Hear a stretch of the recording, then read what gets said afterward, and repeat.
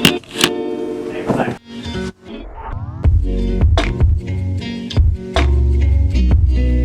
I'm at my old high school now. The last place I thought I'd be picking a new reptile up from. Pretty calm. It's not, it's just tensing a little bit. Have a smell.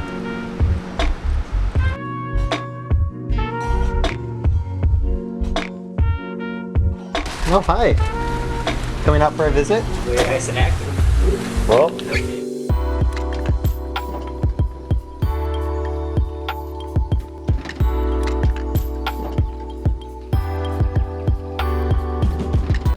strap is going to be in the way. Wow.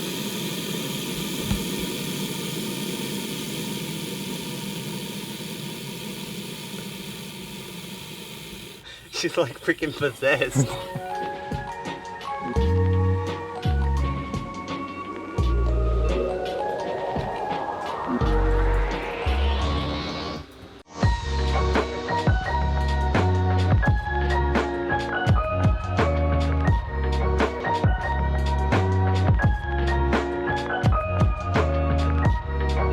Not entirely sure.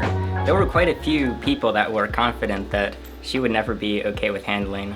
This is my first time handling her in 2 weeks, and I look, she was in the other enclosure for so long, and she could have been exploring and enjoying. She could have been a class pet that like people handled on a daily basis and hung out with and like became part of the class, but that didn't happen. So if you look at this experience right here one way, it's assuming that it's not a fluke and she doesn't just turn on me again, then that's great because she's gonna be way easier to make content on and stuff, but in a way it kind of messed up my plan of having like a full series of taming her down because it's like one episode into the series and we're already done start to finish. So that concludes that series that never started. I've had her between 1 and 2 months now and there's been a huge change. I will admit I haven't handled her in like 4 or 5 days. However, before that I was handling her daily, and now I'll try and get back onto the daily train to make sure she stays comfortable and everything. So if people ask about a name, her name was Rosie. I might just keep that name because it's easier than coming up with one. You can leave a different name suggestion if you think there's something better. Can I help you? She's very fat, losing weight hopefully. I'm actually gonna weigh her hopefully today to see how well that's changed, and then I'll get her back on the feeding. But you shouldn't feed them every 7 or 10 days, so she's a bit meaty. But now I'm here with my smallest and largest snake, the 2 boas. She's also getting angry for some reason, I don't know why, and I'm actually kind of scared. Okay, that's better. So Rosie just recently shed. She looks beautiful right now. I can't get her head over here. I can't even get her entire body in shot. There she is. Hi.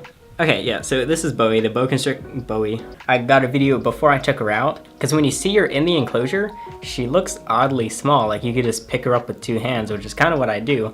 But then as she stretches out, she suddenly becomes this thing that stretches across the entire room almost, or like half of this room. So basically she looks small, you pick her up, she looks kind of big, and then she feels extremely heavy, but she's actually not that heavy. In fact, last I weighed her 17 pounds. When I got her, right before I got on the scale, I was like, she'll probably be at least 30 or 45 pounds, something around there.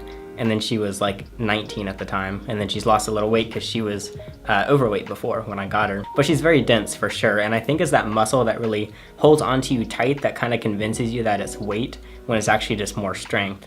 Almost exactly 1 year ago, I got everybody's favorite girl in the room, Rosie, the I guess now technically 22-year-old boa constrictor. A year later, and that's still just slightly intimidating when she does that. This feels so bizarre. It's really like a nice massage. Rosie is a perfect example. She's always one that I use when talking about just how much snakes can change personality-wise. Because a year ago, she was just a completely different animal. A lot of people are like, wow, like great job taming her down. I'm sure it took like a lot of work and perseverance, but not really. I'm curious, like if I took her back to the school, would she react? Do snakes have any sort of memory to that extent? Like would she recognize the scent of the school? Would she freak out, have PTSD or something?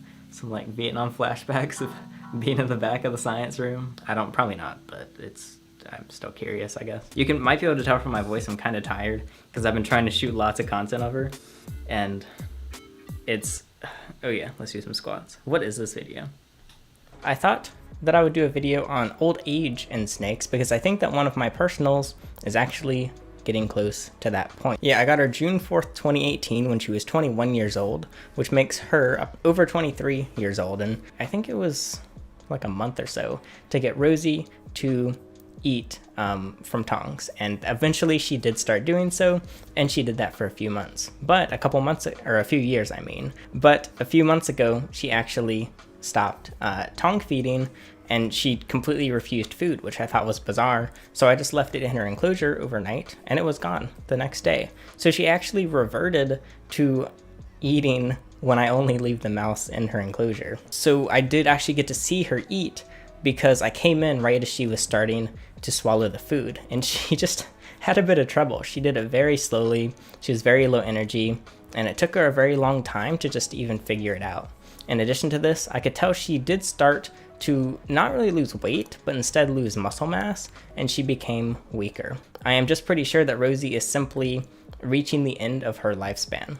But honestly, I'm impressed that she's lived this long at all. When I got her, I had no idea how much time would be left. And yeah, I mean, just like how everyone was very impressed that she even survived in the first place in that previous enclosure, which shows just how ridiculously hardy of animals they are. At least she's gotten the last few years to hang out.